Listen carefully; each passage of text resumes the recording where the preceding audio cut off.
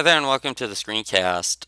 Tonight I'm going to solve some of the problems you may see on tomorrow's quiz on higher order factoring and simplifying radicals. In number one, I can tell that I have the sum of perfect cubes. So I'm going to first of all rewrite 125 cubed as 5x cubed.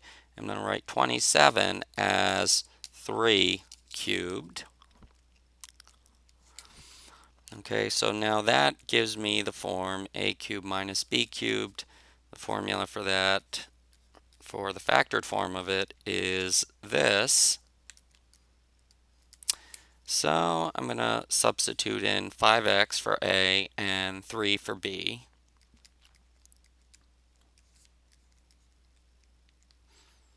And I'm going to end up with, let's see,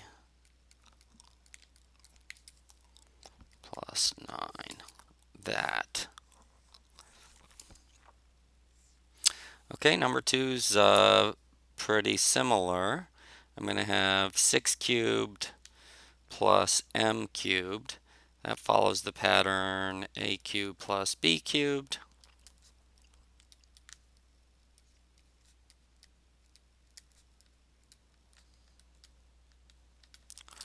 So now I just put in 6 and m for a and b.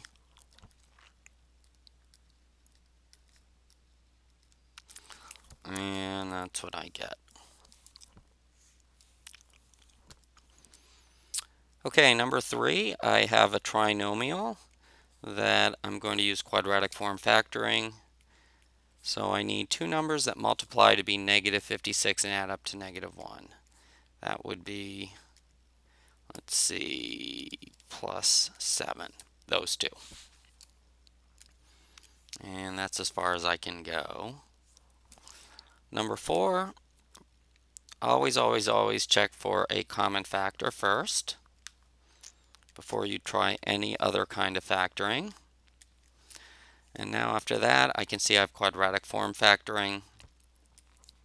So I need two numbers that multiply to be positive 6 and add up to negative 5. That would be negative 3 and negative 2.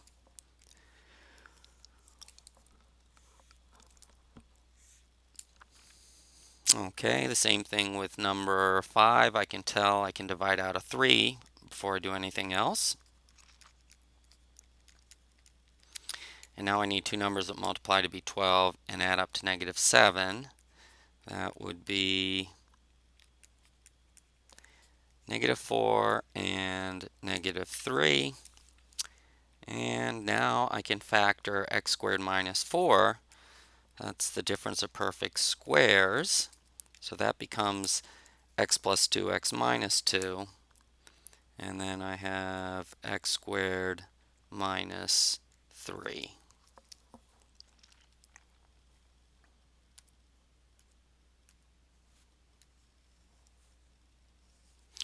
All right, now I see I have something with 4 terms, so I'm going to be doing factoring by grouping.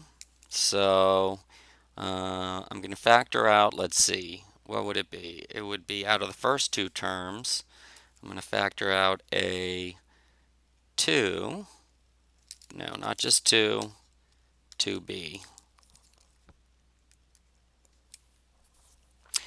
Second few words in tonight's sentence are aim at. All right, so now I get this. Let's see. If I take out a b, there we go, I get 8b squared. Oh, I can take out two b's. So that gives me that. All right, now I'm going to factor out a minus, let's see, 5. That gives me 8b plus 3. And now I put the 8b plus 3 together and the 2b squared minus 5 together. and that's what I'm left with.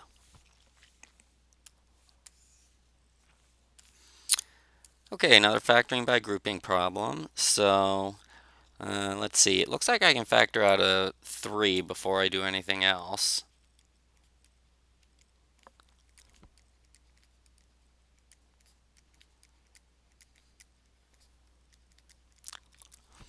Now I'm going to factor out, let's see, of the first two terms, I'm going to factor out a 2m squared, and I get 3m plus 2. And now I'm going to factor out a negative 5, and I get 3m plus 2. All right, so that means, that means I'm going to have 3m plus 2, and the 2m squared minus 5 become their own factor.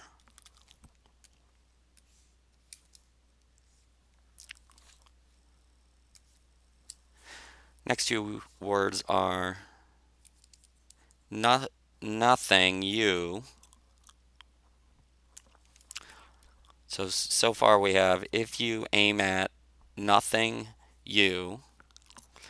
Okay, one more factoring by grouping problem. I can see I can factor out a 5 before I do anything else.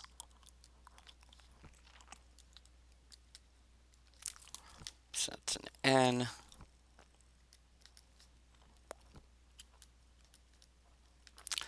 And now I can, let's see, out of the first two terms, oops, this should be a 3. The first two terms, I can do 3n squared, giving me n plus 1. Out of the second two terms, I can do a minus 5, and that gives me n plus 1. Oops. So now I bring down the n plus 1, and 3n squared minus 5.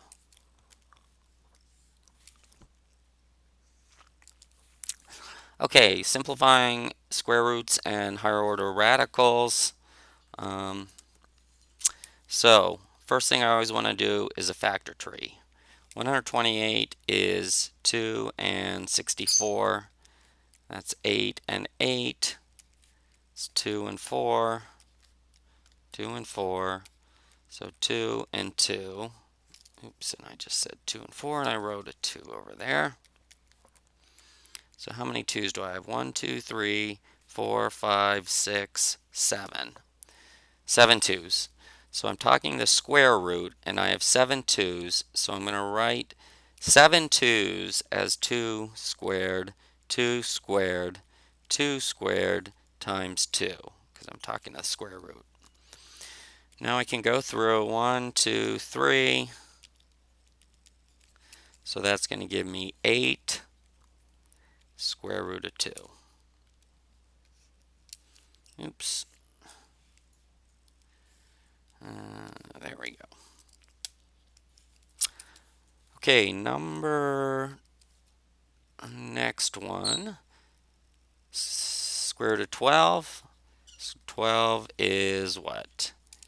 It is, oh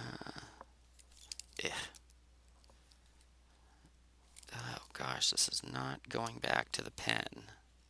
There we go. Okay, 12 is 4 times 3, which is 2 and 2. So I'm going to write 12 as the square root of 2 squared times 3. Cross out and bring out a 2, and I get 2 root 3.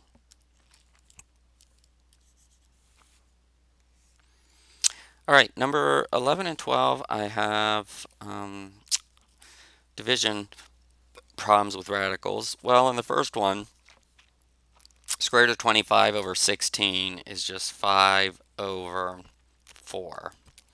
So I just end up with 5/8. In the second one, I'm going to rationalize the denominator by multiplying by root 3 over root 3. That gives me the square root of 36 over 4 times 3, which is 12. So the square root of 36 over 12. Square root of 36 is just 6. So I get 6 over 12, and that is 1/2. All right, just a few more here. Next few words are will always. So that means I'm up to if you aim at nothing, you will always. Oh, and I think I forgot to highlight that. Okay, number 13. This time I'm talking the fifth root. So I'm still going to do a factor tree for 64. So 64 is 8 and 8, 2 and 4, 2 and 4, 2 and 2, and 2 and 2. So that means I have 1, 2, 3, 4, 5. 5 twos. So I'm going to write that as 2 to the fifth because I want that number, the index, and the exponent to be the same. So now I can go through and say, oh, 2 to the fifth, that's just 2. So now I already had a negative 2 out there in front, so I'm going to multiply those two together, and I get negative 4 times the fifth root of a.